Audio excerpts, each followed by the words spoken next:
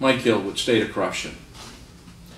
We are at an extremely important time.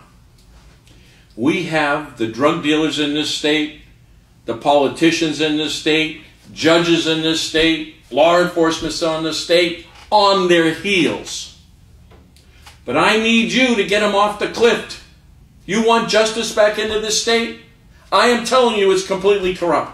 Now let's take what we've done. A couple of weeks ago, you saw a video where I sent a package of evidence that would pull out the drug dealers. 45 witnesses. They all know this. I've given the information to the court and Judge Delker. As you know, we're fighting Griner, Aganos, and Cruz. The drug dealers and the power of the drug in this state. They are politically protected. Shaheen's representing him, Bill Shaheen, the lobbyist for the opioid. Right. Now listen where we are. You remember? I'm asking the U.S. Attorney, the Department of Justice, U.S. Drug Enforcement Administration, Manchester Police, Mayor Gatkis, the Bedford Police Department. Here's the mailing list, and I put the receipts of all the mailings. None of them have called us back. Not one.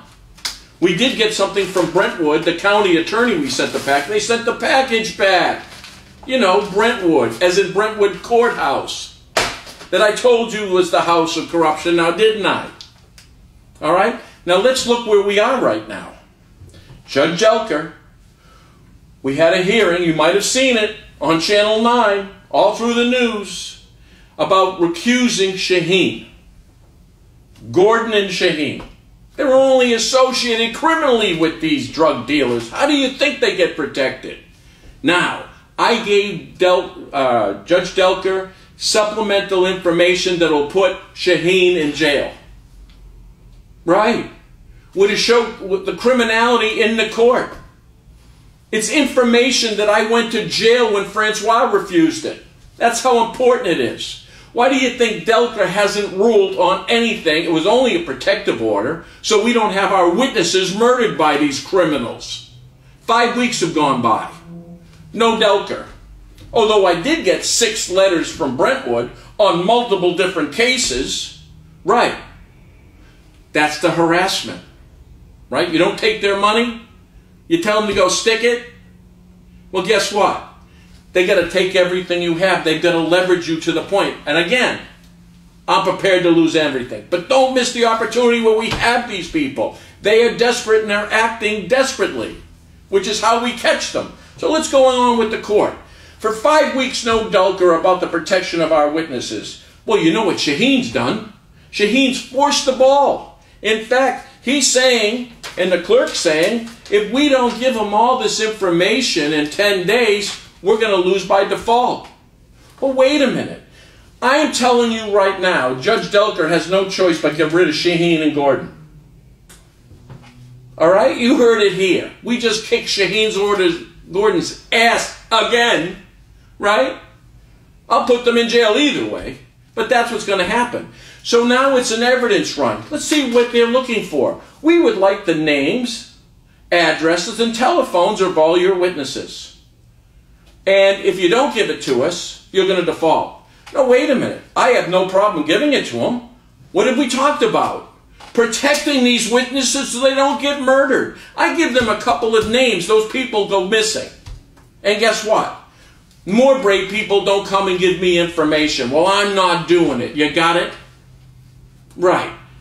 I'm going to file a motion to make Judge Delker make a decision. Because I know your decision's already made and Shaheen's off. They're going for an evidence grab to tell the criminals and the drug dealers who their witnesses are, so they wind up getting killed.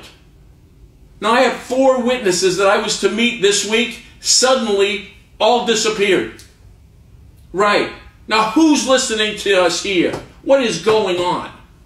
Right? All these agencies, the DEA, I only told you how to solve the drug situation, arrest all these people. You can't call back.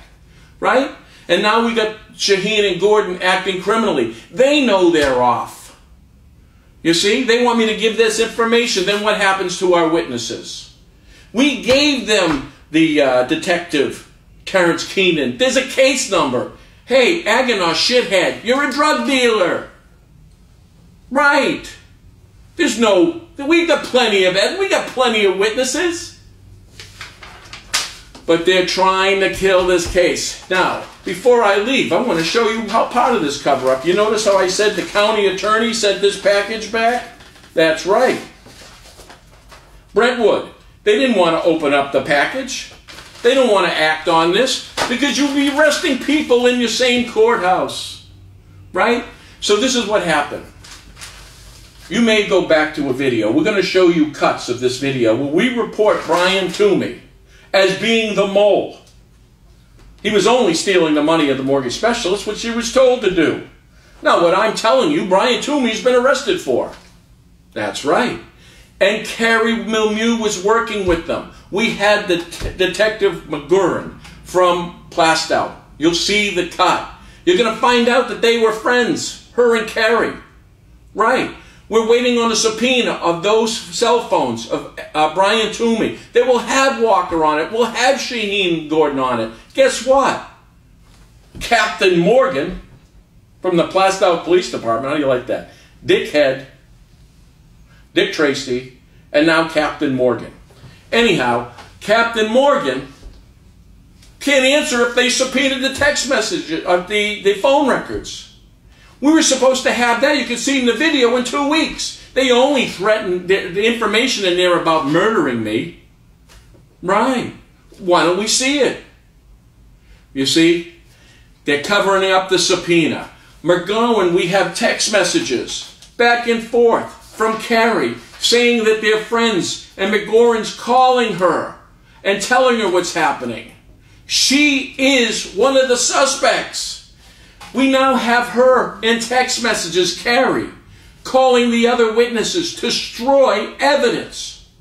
This is the Plastow Police Department, Detective McGoran, calling Carrie, her friend, and you see the video, and Carrie's calling the witnesses, as you see through the emails, to destroy all the evidence, including Brian, who's arrested.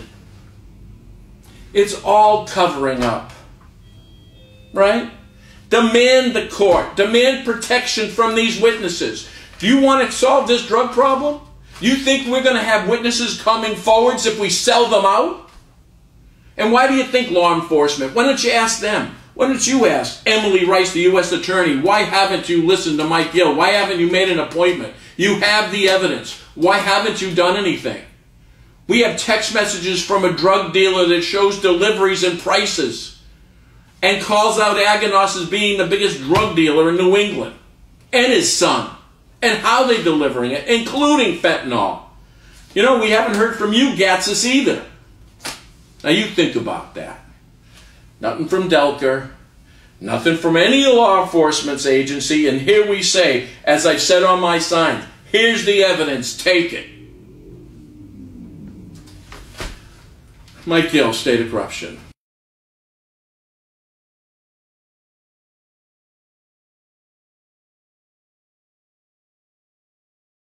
You've had an idea what I do, right? State of Corruption and everything. I know about it, but I don't really. They were intercepting evidence and witness evidence, literally giving it to the drug dealers and warning them who's coming in to speak to me.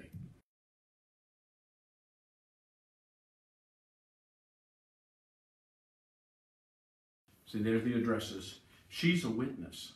That's somebody else he's been with, and we're giving you that. She worked in the Plastow Police Department. Yeah, I know Carrie. Yeah, well, she's had an affair with him. We even have the naked pictures. Oh, I don't need to see them. I don't want to see them again either. But would she, what I'm saying is when I talk to her, is she going to tell me this guy's bad? Well, she's been with him. The only thing here is she has emails that we put here that's calling, that says that you're taking them as bonuses and changing them. From what I know of Carrie, she's pretty straightforward when I knew her. Not anymore. I don't know. Hopefully when I talk to her, she redeems herself then. No, she won't. No?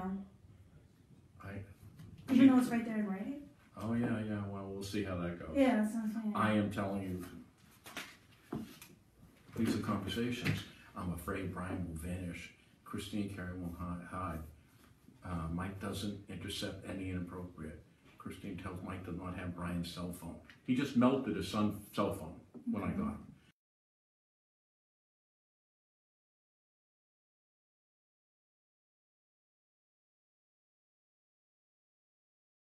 So in fact, I guess this is a good time to ask you, I'd like to have you subpoena those text messages. I thought you have them. No, we have record of them. So you don't know what they say? Right. Okay. Which is why he melted the phone. All right. I can get those. I have to go through the county attorney's office, do a grand jury That's what we subpoena, but that takes time. It takes like 2 months or something. But the information doesn't go anywhere. think about The it. money wasn't stolen overnight, so it isn't going to take overnight. Agreed. So just understand that. I'm good with that. But that's what this, you'll see the emails where they talk about the subpoena and deleting them. Okay. They even knew and had a plan if they got caught, what they would do would destroy the evidence and so forth. And that's all here? No. Yeah. Well, no, that was on there as far as the phone that they did that. The So- emails aren't there? I've got emails that they don't think I have.